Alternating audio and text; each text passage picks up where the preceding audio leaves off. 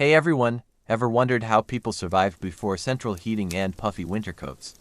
Imagine a world where temperatures dropped below freezing, snow piled high, and the only heat source was a crackling fire, if you were lucky.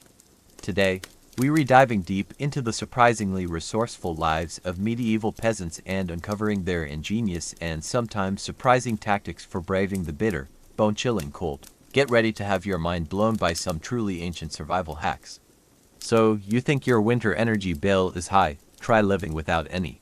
For the vast majority of medieval Europeans, winter wasn't just an inconvenience, it was a life or death struggle. With no modern insulation, proper clothing, or reliable heating systems, how did these hardy souls make it through months of freezing temperatures? Well, they certainly didn't just huddle under a thin blanket. Their survival strategies were a testament to human adaptability, resourcefulness, and a strong sense of community. We're talking about tactics that seem almost unbelievable to us today, but were absolutely essential for their survival. One of the most striking and, frankly, coziest survival strategies involved their livestock.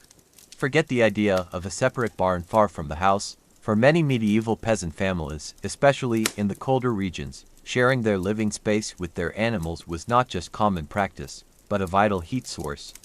Imagine your humble abode, perhaps a simple wattleland daub or stone structure, and right there, separated by a thin wall or sometimes just an imaginary line, were your cows, pigs, or sheep.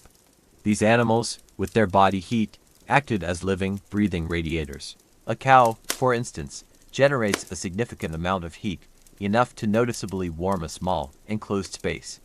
This wasn't some romantic ideal, it was pure, practical thermodynamics. Think about it. An average cow produces about 3,000 BTS of heat per hour. If you have a few animals sharing a connected space, that's a substantial boost to the ambient temperature, especially when outside it's well below zero. This integrated living arrangement wasn't just about warmth, it also offered practical benefits. It kept the animals safer from predators, made it easier to tend to them during harsh weather, and even provided a convenient source of fresh milk or eggs without having to trek through deep snow. It was a symbiotic relationship born out of necessity, blurring the lines between human and animal living spaces in a way that would shock most modern sensibilities.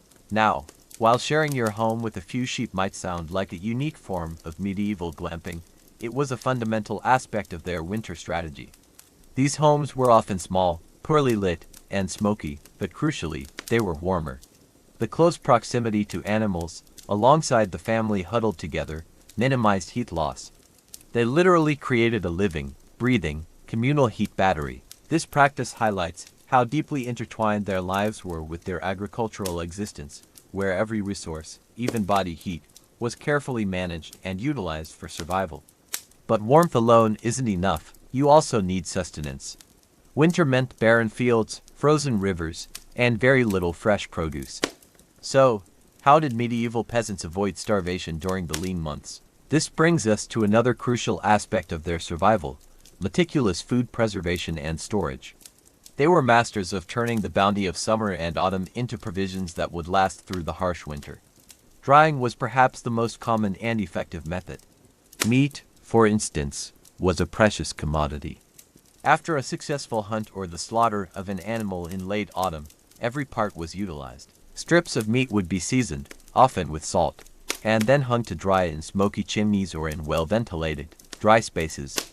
The smoke not only added flavor but also had antimicrobial properties, helping to prevent spoilage. Think of jerky, but on a much larger, survival-critical scale.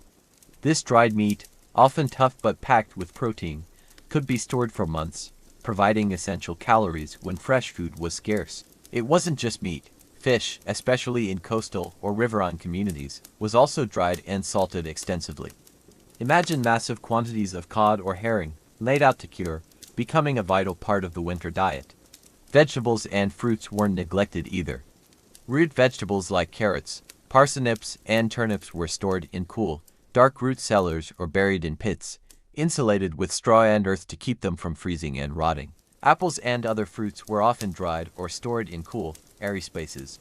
Grains, of course, were the backbone of their diet, carefully threshed and stored in granaries to protect them from pests and moisture.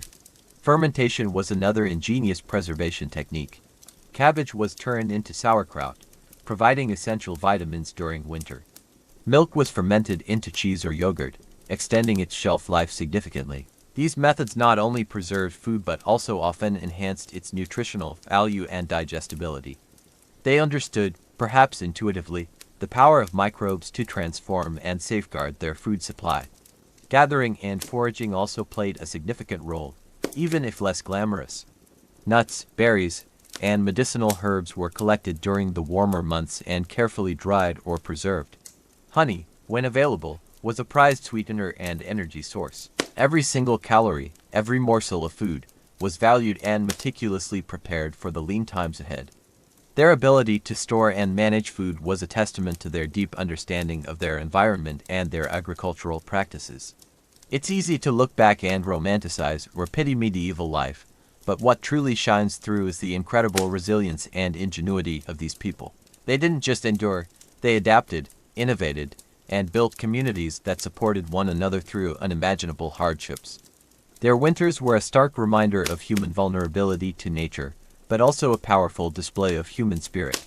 From the warmth of shared animal body heat to the careful preservation of every last morsel of food, medieval peasants mastered the art of winter survival. Their lives were tough, no doubt, but they teach us valuable lessons about resourcefulness, community, and living in harmony with our environment. They remind us to appreciate the comforts we often take for granted today. So next time you're snuggled up warm, remember the medieval peasant and their incredible ability to brave the bitter cold with nothing but their wits and a few animals for company.